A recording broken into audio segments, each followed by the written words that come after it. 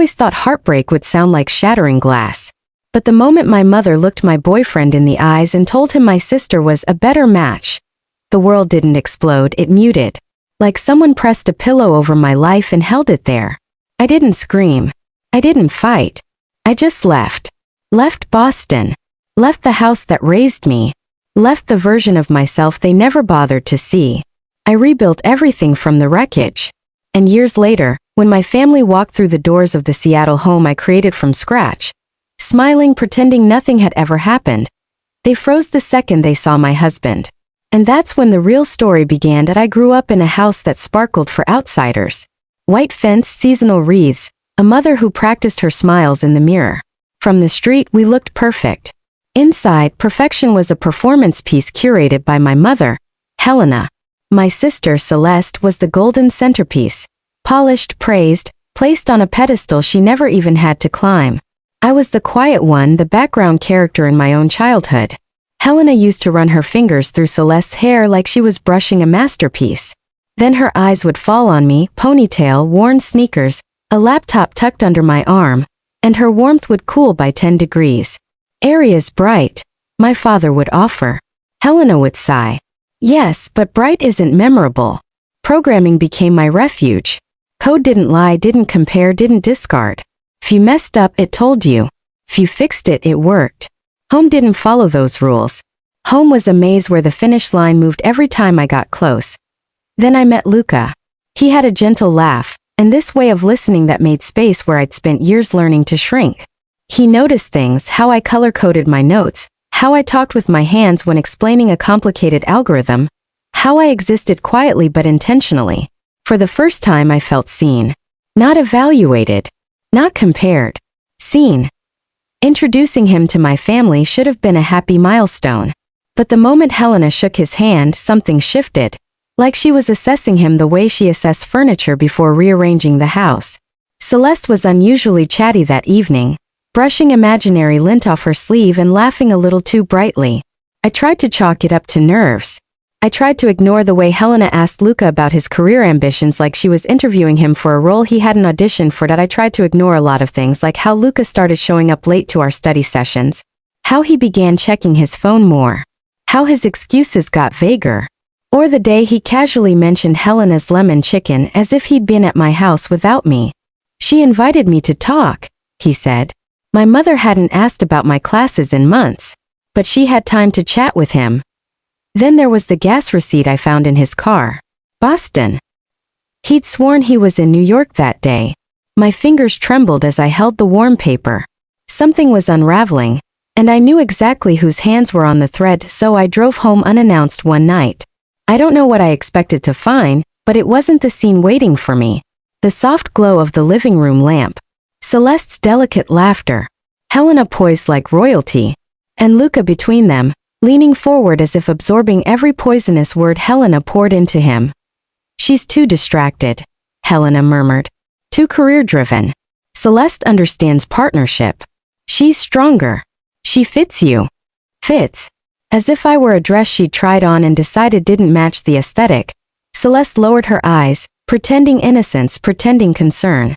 And Luca, he didn't argue. He didn't defend me. He didn't even seem confused. He just sat there, silent, compliant, already half pulled into their orbit. My world didn't shatter. It slipped quietly out of place. And before I knew it, I was back in my car, driving until the city emptied and the freeway swallowed the noise. I pulled into a rest stop, and the truth slammed into me all at once. They hadn't just betrayed me. They'd erased me, and I didn't go back to campus. I went to the only person who'd ever shown up for me without conditions. My friend Rowan. Within 2 days, I'd withdrawn from my final semester. Professors protested. Advisors begged me to reconsider. But I couldn't breathe in that city anymore. Couldn't breathe in the shadow of a family who found me forgettable enough to replace. Seattle became my escape route. Rainy mornings. Evergreen air. Streets where no one knew the girl who'd been dismantled by her own mother. Rowan's cousin let me crash on her couch. I spent those first nights staring at the ceiling, feeling like a hollow version of myself. But grief has a strange way of clearing space. One morning, watching sunlight skim across the lake, something inside whispered, "Stand up." So I did. Therapy cracked me open. A new program accepted me. I rebuilt, slowly, stubbornly. My life became something I crafted with intention, not inheritance. And when I finally met Michael, the man who'd become my husband, it wasn't because I needed saving. It was because I was finally whole enough to choose someone who treated me like a partner, not a project. Years passed before my family reached out. A single text from my father, "We'd like to visit." I didn't know what they expected. Certainly not what they walked into. The moment they stepped inside my home, Helena's practiced smile trembled. Celeste stiffened. And Luca, Celeste's husband now, went pale when he saw Michael's arm around my waist. They weren't expecting me to be happy, successful, loved. Dinner crackled with tension. Helena spoke for everyone.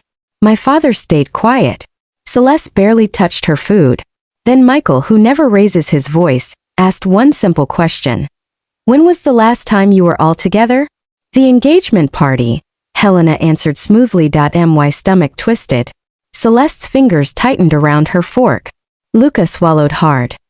"That must have been difficult for Arya," Michael said calmly, and just like that, the illusion shattered. Celeste's voice broke first. "Mom, stop pretending." Helena's head snapped toward her. "Celeste." No, Celeste's hand shook, but her voice didn't. "She deserves the truth." And truth came spilling out faster than Helena could contain it. Helena had called Luca repeatedly, fed him stories that I was uncommitted, distracted, cheating, drafted messages on an old device and had Celeste send them so they'd look like they came from me. Told Luca his future would look brighter with Celeste, more polished, more useful. Celeste was crying now. I was stupid. I believed her. I wanted to make her proud. Luca's face was red with shame. "I should have talked to you. I failed you." My father looked destroyed. "Helena, is it true?" She stiffened. "I protected my daughters." "No," I said quietly. "You protected your narrative." Michael reached for my hand, grounding me. The room felt charged, electric, years of silence finally cracking open. "You cost me years," I said. "But I rebuilt myself without you." My mother's only defense was a whisper. "You left us." "No," I replied. "You pushed me out." The silence that followed was heavy enough to feel like gravity itself. My father finally spoke, eyes wet. "Arya, I'm sorry. I should have stopped it." For the first time in my life he stood up to her. "This ends today." Helena grabbed her purse and stormed out. Celeste followed but paused in the doorway. "I'm done letting her control me. If you'll let me, I want to fix things." Luca approached next, voice small. "I'll be sorry for the rest of my life. But I'm glad you're with someone who sees you." And then he left too. When the door shut, Michael asked gently, "You okay?" For the first time in years, I was.